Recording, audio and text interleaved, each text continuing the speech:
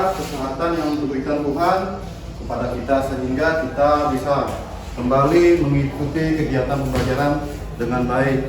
Untuk itu di antara kalian sebelum memulai pembelajaran, kira-kira siapa yang mau memimpin kita untuk berdoa? Silakan di antara kalian. Oh ya, silakan Eva memimpin kita untuk berdoa. Baiklah teman-teman, sebelum kita memulai pembelajaran kita, mari kita berdoa menurut agama dan kepercayaan kita masing-masing. Berdoa dimulai. Doa selesai. Oke, terima kasih Eva sudah membawa kita ke dalam doa. Oke, seperti biasa sebelum kita memulai pembelajaran, sebagai rasa cinta tanah air kita kepada bangsa, marilah dengan semangat kita menyanyikan sebuah lagu, yaitu sebuah lagu Berkibarlah Bendera Negeri. Ayo, silakan berdiri semua ya. Kita menyanyikan sebuah lagu Berkibarlah Bendera Negeri itu dengan semangat. Berkibarlah bendera negerimu, berkibarlah engkau di dalammu, tunjukkanlah kepada dunia semangatmu yang panas membara.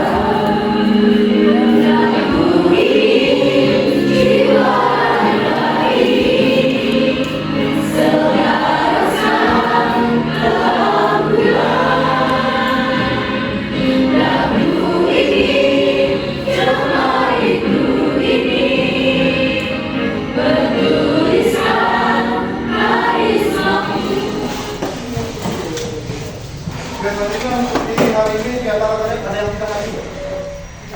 Siapa kira-kira yang hadir? Siapa? Nofrentina. Nofrentina sakit, izin atau apa? Sakit. Oh ya, sakit. Sakit apa Nofrentina? Demam. Oh, sakit demam. Oke, kita doakan semoga Nofrentina lekas sembuh. Nah, selanjutnya sebelum kita masuk pada kegiatan yang pembelajaran kita, Bapak akan mengingatkan materi yang telah kita pelajari minggu lalu. Di antara kalian ada yang masih ingat nggak? Materi-materi, ayo silakan, Gesti. Kedatangan Jepang ke Indonesia. Ya, materi kita minggu yang lalu yaitu terkait dengan kedatangan Jepang ke Indonesia. Kedatangan Jepang ke Indonesia itu kira-kira mempunyai tujuan atau tujuan apa? Jepang menginginkan saya Pak. Oh iya, silakan kanan. Sumber daya alam. Jepang menginginkan sumber daya alam yang ada di Indonesia. Bagus. Kemudian siapa lagi yang masih mengingat? Ya silakan Yasminda. Mencari dukungan dari rakyat Indonesia dalam menghadapi perang Asia Tenggara. Iya benar. Salah satu tujuan dari kedatangan Jepang adalah mencari dukungan dari rakyat Indonesia dalam menghadapi perang Asia Timur Raya. Bagus. Nah, selain mencari dukungan, kira-kira apakah kedatangan Jepang itu diterima dengan mudah oleh Indonesia? Diterima atau ditolak pada saat itu? Kira-kira? Diterima. Ya, bagus. Diterima. Kenapa diterima? Karena Jepang menjanjikan kemerdekaan bagi bangsa Indonesia dan membantu bangsa Indonesia terbebas dari penjajahan bangsa Barat, terutama Belanda. Oh ya, bagus. Jadi kedatangan Jepang ke Indonesia itu diterima dengan baik oleh Indonesia, yang bagus. Kemudian setelah Jepang datang ke Indonesia dan diterima dengan baik, kemudian apakah hal yang dilakukan oleh Jepang di Indonesia? Ya, propaganda kan? Ya, yang pertama adalah menyebarkan propaganda Jepang kepada Indonesia. Kira-kira ada yang masih ingat nggak? Apa saja propaganda Jepang kemarin? Oh iya, silakan Julian. Gerakan. Oh iya. Gerakan 3A. Nippon Pemimpin Asia, Nippon Pelindung Asia, dan Nippon Cahaya Asia. Nippon Pelindung Asia, Nippon Cahaya Asia, dan Nippon Pemimpin Asia. Bagus, Julian sudah menjawab dengan tepat. Apakah propaganda Jepang itu berjalan dengan baik atau tidak? Tidak, Pak. Tidak. Kenapa tidak, Pak? Karena bangsa Indonesia sudah mengetahui bahwa itu adalah sayap Jepang. Oh iya, benar. Bagus, tepuk tangan buat Roger. Oke. Nah, pada kesempatan ini kita akan mempelajari terkait dengan materi lanjutan minggu yang lalu. Minggu pengarahan dan penindasan versus perlawanan. Oke. Nah, untuk itu Bapak akan memberikan pengantar materi supaya nanti kalian tidak salah, tidak putus dari jalur inti materi kita. Yang pertama silahkan kalian perhatikan, kita baca sama-sama ya. Nah, pada pertemuan kali ini kita akan membahas terkait tindakan pemerintahan militer Jepang yang begitu kejam dengan mengeluarkan kebijakan-kebijakan diantaranya adalah yang pertama yaitu kebijakan ekonomi perang, kemudian yang kedua yaitu pengarahan lawan Musa, dan yang ketiga yaitu pengendalian pendidikan bagi rakyat Indonesia. Nah, terkait dengan persoalan itu, pembelajaran kita kali ini kita akan mengangkat topik yaitu antara kekejaman dan penderitaan. Nah, setelah mempelajari materi ini, saya berharap kita akan mengambil hikmah ya. Kemudian manfaat apa saja yang kita dapat dari kekejaman Jepang dan bagaimana bangsa Indonesia itu menyikapi sikap-sikap Jepang atas mereka. Nah, adapun manfaat yang akan kalian dapatkan setelah mempelajari materi ini diantaranya adalah yaitu ketabahan serta rasa juang yang tinggi. Kemudian kita lihat suatu peristiwa pada nanti, peristiwa ini di mana para pejuang itu tetap tabah dan gigih memperjuangkan kemerdekaan Indonesia. Oke, sudah ya. Nah, setelah itu Bapak akan menyampaikan tujuan pembelajaran kita ya. Nah, ini tujuan yang akan kalian capai. Silakan diperhatikan. Nah, modal pembelajaran kita pada kesempatan yaitu PBL atau Problem Based Learning. Modal pembelajaran ini yaitu pembelajaran berbasis masalah. Nanti kalian akan menemukan masalah atau ada juga di LKPD masalah-masalah yang harus kalian bacakan nanti ya, berbasis masalah. Tujuan peserta didik yang pertama yaitu tujuannya adalah peserta didik mampu menganalisis kebijakan ekonomi perang, kemudian kebijakan pengendalian kegiatan pendidikan dan kebudayaan, dan pengarahan Musa melalui kegiatan diskusi kelompok, ceramah dan tanya. Berarti kalian nanti secara diskusi kelompok ya, berarti kalian nanti menganalisis terkait dengan materi-materi yang akan Bapak bagikan. Kalau itu untuk mempersingkat waktu kita, Bapak akan membagikan LKPD kelompok 1. Yang mana kelompok 1? Kelompok SD. Silahkan dipelajari dulu, dibaca dulu instruksinya. Kemudian kelompok 2. Kelompok 2 silahkan dibaca, dipahami dulu. Kelompok 3. Kemudian kelompok 4. Silahkan dibaca dulu, Pak. Dibaca, didiskusikan dulu. Bapak akan menayangkan pemantik atau stimulus supaya kalian lebih paham terkait dengan materi secara kira-kira silakan diamati gambar satu yang pertama. Gambar orang sedang mengangkat batu. Kemudian Bapak akan tayangkan yang kedua hapus yang pertama yaitu gambar yang sedang mengangkat batu. Kemudian yang kedua nih gambar apa nih? Yang kedua, gambar apa tuh? Gambar orang sedang mengangkat batu. Sama ya, sama-sama mengangkat batu. Kira-kira dari pemahaman kalian apa perbedaan dari kedua gambar? Yang pertama yaitu bekerja di zaman Jepang. Kemudian yang kedua yaitu bekerja di zaman sekarang. Oke, selanjutnya dengan amati apa perbedaan dari kedua gambar? Yang pertama, kemudian yang kedua yang ada tapi kalau kita lihat dari raut wajah yang kedua ini ada mandor tapi masih bisa senyum. Jadi intinya dari kedua gambar ini yang pertama itu gambar tersebut itu mereka bekerja itu tanpa dipaksa. Tapi yang bekerja di zaman sekarang kira-kira ada mandor tapi masih bisa senyum. Karena apa tuh? Karena ada upah kan? Tentunya itulah perbedaan bekerja di zaman Jepang dengan berbeda di zaman sekarang. Bersyukur kita di zaman sekarang ya. Oke, setelah itu berdasarkan gambar tersebut ada pertanyaan nggak? Ada Pak. Baik, ya silakan. Mengapa pekerja zaman Jepang tidak diberi upah? Oh ya, berdasarkan tadi ya pengamatan tadi ternyata bekerja di zaman Jepang tidak diberi upah. Kenapa? Kemudian ada lagi yang ditanya, silakan. Saya Pak. Silakan bertanya. Untuk apa batu-batu tersebut pada zaman Jepang Pak? Oh, apa fungsi batu-batu tersebut pada zaman Jepang? Oke, untuk pemahaman kalian nanti Bapak tampung dulu ya pertanyaan kalian. Nanti pertanyaan-pertanyaan tersebut akan kalian jawab setelah beberapa stimulus, setelah mengamati beberapa gambar dan video selanjutnya. Oke, yang kedua gambar yang selanjutnya adalah kira-kira apa tuh? Tanaman jarak. Ada yang tahu apa ya tanaman jarak? Ada 3 gambar ya. Yang pertama ini adalah tanaman jarak. Tanaman jarak ada daun, ada buah. Kemudian setelah itu ada gambar apa tuh? Ada gambar biji dan minyak. Ya, sudah tahu minyak.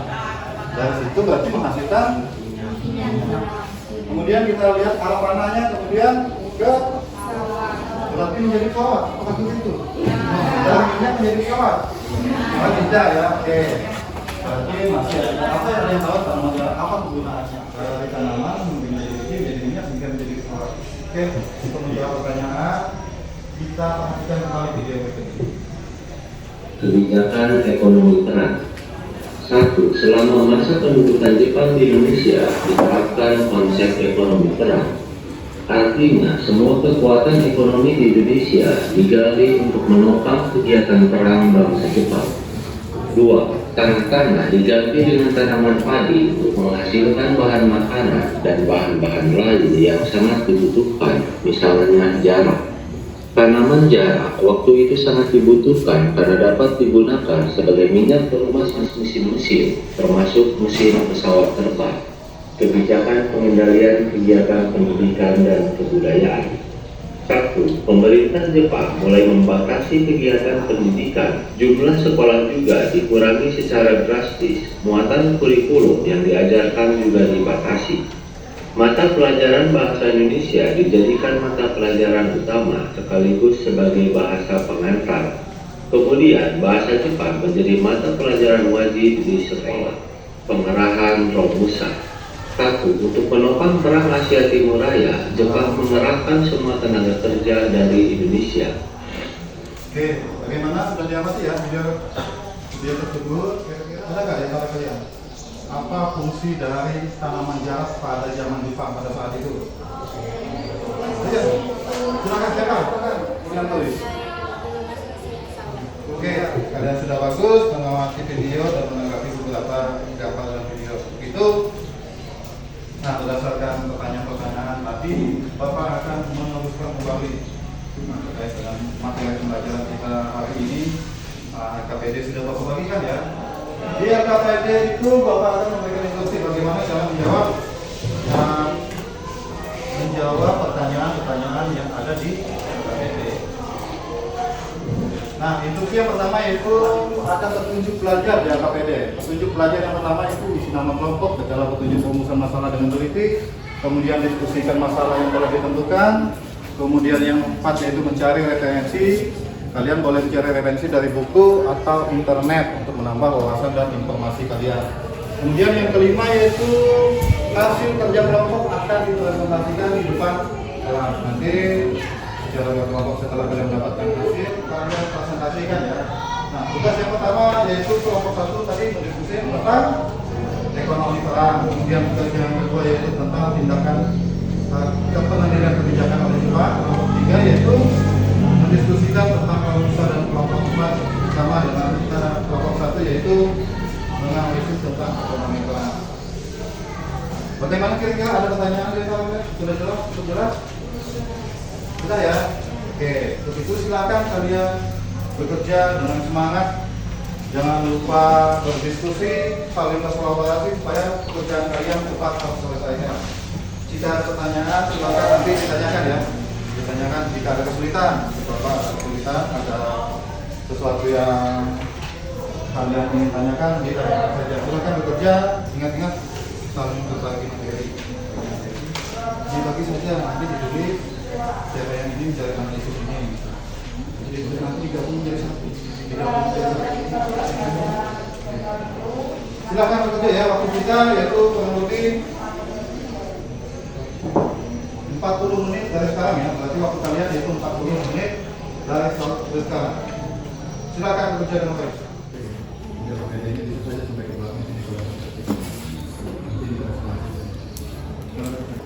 Bagaimana kelompok 1? Ada kesulitan kan? Tidak ada, Pak. Kalian menemukan apa sih? Ada informasi? Kami menemukan beberapa informasi mengenai ekonomi perang. Ternyata ekonomi perang itu kebijakan pemerintah penjajah Jepang yang menggali semua kekuatan ekonomi di Indonesia untuk menopang kegiatan perang pemerintahan Jepang. Oh ya. Berarti kalian setelah mendapatkan informasi terkait dengan materi yaitu ekonomi. Materi apa sebenarnya? Yaitu kegiatan yang dilakukan oleh Jepang Untuk menggali semua kekuatan ekonomi ya untuk menggali atau menopang semua kekuatan yang ada di Indonesia. Bagus ini. Lanjutkan ya. Jepang. Ya, Eva, ada kesulitan? Tidak. Ada. Oke. Sudah dapat informasi belum? Sudah. Apa yang kalian dapatkan informasi? Jadi, Romusa adalah sistem kerja paksa pada zaman Jepang di Indonesia, dan yang menjadi pekerja paksa itu adalah orang-orang Indonesia.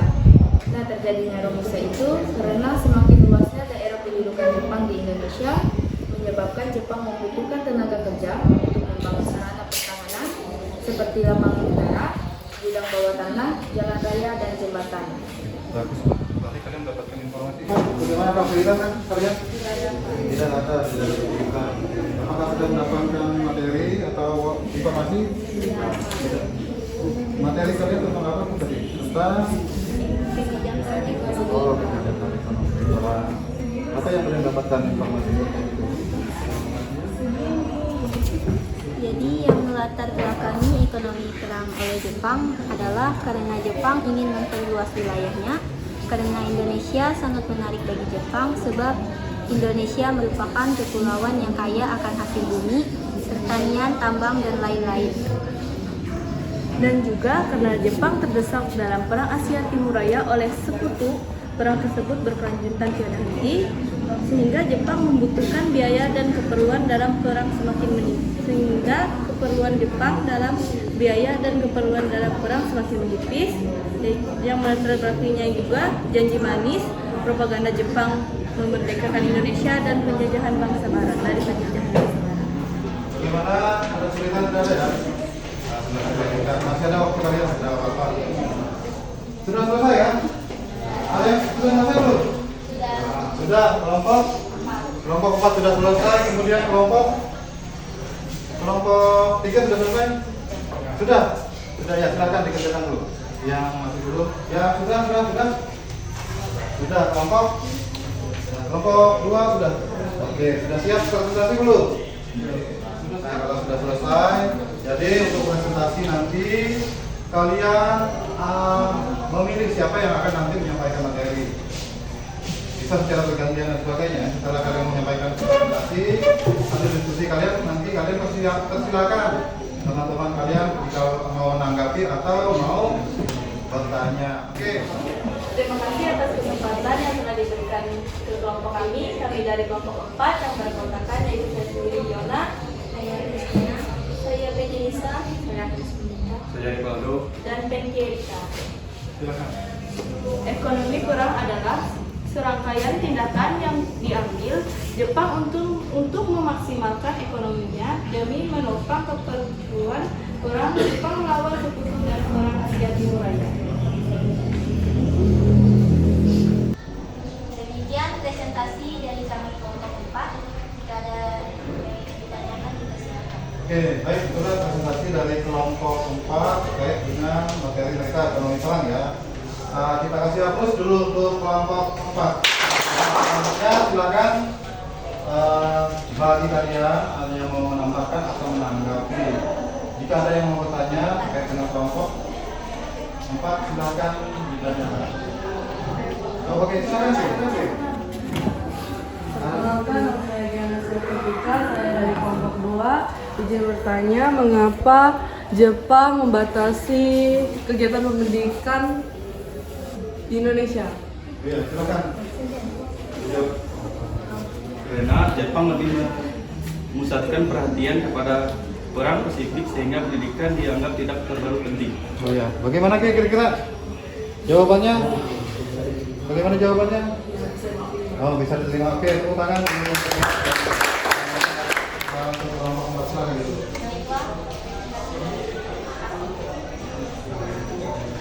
Nah, silakan duduk kembali. Sekali lagi tepuk tangan buat kelompok. Oke, kelompok mana lagi yang mau maju ke depan, yang mau presentasikan hasil diskusi kalian? Ya, silakan. Kelompok kelompok 1. Silakan dibuka dulu, Slim. Selamat pagi teman-teman. Terima kasih atas kesempatan yang telah diberikan. Kami dari kelompok 1. Perkenalkan, nama saya Eswina, saya Joswinda, saya Selvi, saya Agustina, Loris dan Mirza. Di sini kami akan mempresentasikan hasil diskusi kami mengenai ekonomi perang. Ekonomi perang yaitu semua kekuatan ekonomi Indonesia digali untuk menopang kegiatan perang. Pada masa pendudukan Jepang menerapkan ekonomi perang yang merupakan kebijakan untuk mendukung gerak maju Jepang dalam perang Pasifik. Alasan Jepang menerapkan ekonomi perang Indonesia. Yang pertama, kebutuhan sumber daya alam untuk mendukung kegiatan perang. Karena seperti kita ketahui bahwa Indonesia memiliki sumber daya alam yang berlimpah seperti minyak bumi, karet, dan lain-lain. Adapun nilai-nilai yang dapat kita petik dalam dampak kebijakan ekonomi perang oleh Jepang, yaitu tidak boleh semena-mena dengan sesama manusia, meskipun setiap kita berbeda-beda. Lalu tidak boleh mengambil segala sumber daya alam dengan semua kita, termasuk menanam pohon tanpa guna sesuai kebutuhan. Setelah itu tidak boleh memperkerjakan manusia secara otoriter, sikap ramah kepada setiap orang meskipun orang itu adalah bawahan kita. Sekian dari presentasi kami. Jika ada yang ingin bertanya atau ingin menambah, kami silakan. Oke, itu presentasi dari kelompok 1. Kelompok 1 terus kelompok 1 dan silakan pertanyaan, apakah ada yang mau menanggapi? Oh ya, silakan Pak. Mengapa Jepang menerapkan kebijakan ekonomi perang? Oh iya, mengapa Jepang menerapkan kebijakan ekonomi perang? Baiklah, di sini saya akan menjawab pertanyaan dari kelompok 3. Mengapa Jepang menerapkan kebijakan ekonomi perang? Kebijakan ekonomi perang adalah kebijakan Jepang yang menegaskan bahwa semua usaha ekonomi yang utama untuk membantu peperangan. Kebijakan ekonomi perang ini dilakukan untuk menghadapi Perang Dunia II. Oke, bagaimana? Reta sudah cukup jelas? Oke, terima kasih, tepuk tangan buat Reta dan oke, sekarang masih ada 2 kelompok ya yang belum presentasi. Silakan kelompok Reta atau kelompok ya, siapa yang dulu? Silakan. Kelompok Reta, Kristiana, Ijul dan teman-teman. Silakan. Perkenalkan, anggota kelompok saya sendiri, Revana Patricia, saya Fikna Lorenza. Saya Febrianto. Baiklah, kami akan mempresentasikan dari hasil diskusi kelompok kami terkait materi Romusa dan merumuskan nilai-nilai yang dapat dipetik dari dampak kebijakan pengerahan Romusa oleh Jepang. Ternyata Romusa adalah sistem kerja paksa pada zaman Jepang di Indonesia dan yang menjadi pekerja paksa itu adalah orang-orang Indonesia. Nah, terjadinya Romusa itu karena semakin luasnya daerah pendudukan Jepang di Indonesia menyebabkan Jepang membutuhkan tenaga kerja untuk membangun sarana pertahanan seperti lapangan udara, gudang bawah tanah, jalan raya, dan jembatan. Selain itu, ternyata Romusa ini secara khusus bertujuan untuk menopang Perang Asia Timur Raya. Jepang menyerahkan semua tenaga kerja dari Indonesia. Tenaga kerja inilah yang kemudian kita kenal dengan Romusa. Mereka Pada awalnya, rakyat Indonesia melakukan tugas Romusa secara sukarela, sehingga Jepang tidak mengalami kesulitan untuk memperoleh tenaga. Sebab rakyat sangat tertarik dengan program tentara Jepang, sehingga rakyat rela membantu untuk bekerja apa saja tanpa digaji. Jadi kesimpulannya, rakyat yang dijadikan Romusa pada umumnya adalah rakyat yang bertenaga kasar. Pada awalnya rakyat Indonesia melakukan Romusa secara sukarela, sehingga Jepang tidak mengalami kesulitan untuk memperoleh tenaga. Rakyat Indonesia yang menjadi Romusa itu diperlakukan dengan tidak senonoh, tanpa mengenal peri kemanusiaan. Mereka dipaksa untuk bekerja sejak pagi hari sampai petang, tanpa makan dan pelayanan yang cukup. Mereka hanya dapat beristirahat pada malam hari. Jepang menjanjikan kemerdekaan kepada Indonesia asal Indonesia mau membantu Jepang dalam Perang Asia Timur Raya. Jadi Ini hasil diskusi kami. Jika ada yang kurang jelas dan ingin bertanya, kami persilakan. Oke, sebelumnya kita kasih aplaus dulu buat kelompok mereka. Silakan kelompok lain yang mau bertanya, apakah Kelompok satu ingin bertanya, mengapa rakyat Indonesia rela membantu untuk bekerja apa saja tanpa digaji? Baiklah, kami akan menjawab pertanyaan dari kelompok 1. Sebab rakyat Indonesia sangat tertarik dengan propaganda tentara Jepang yang berjanji kepada Indonesia akan membebaskan bangsa Indonesia dari jajahan bangsa Barat. bagaimana? Cukup jelas ya, Sinda? Oh, cukup jelas. Oke, tepuk tangan buat Sinda